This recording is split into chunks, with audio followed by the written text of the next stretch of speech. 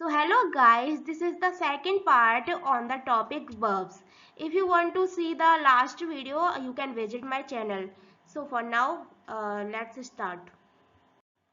TEACH, teach यानी कि पढ़ाना.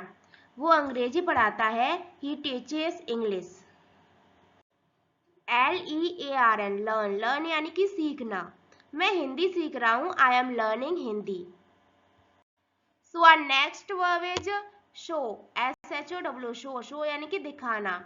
मैं अपना काम मुझे दिखाओ. Show me your work.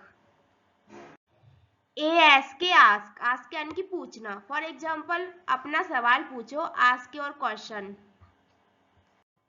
ANSWER, answer यानी कि उत्तर देना. For example, उसने सही जवाब दिया. She answered correctly.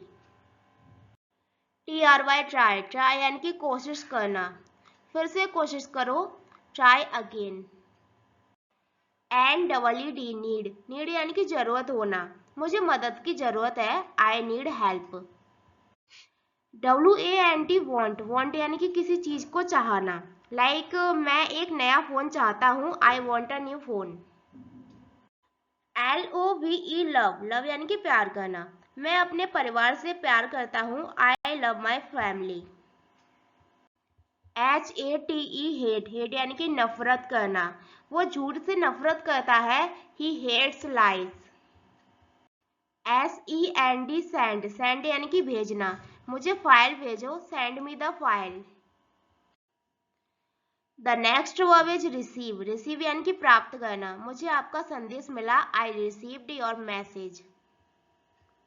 open यानी कि खोलना. दरवाजा खोलो. Open the door.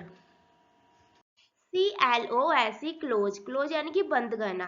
खिड़की बंद करो. Close the window. play यानी कि खेलना. वे क्रिकेट खेलते हैं. They play cricket.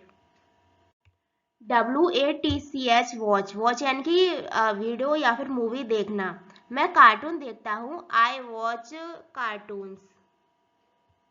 LOO के look यानी कि किसी चीज की ओर देखना. For example, बोर्ड की तरफ देखो. Look at the board.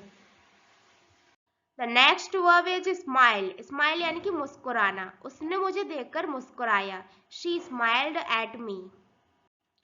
cry यानी कि रोना. बच्चा रो रहा है. The baby is crying.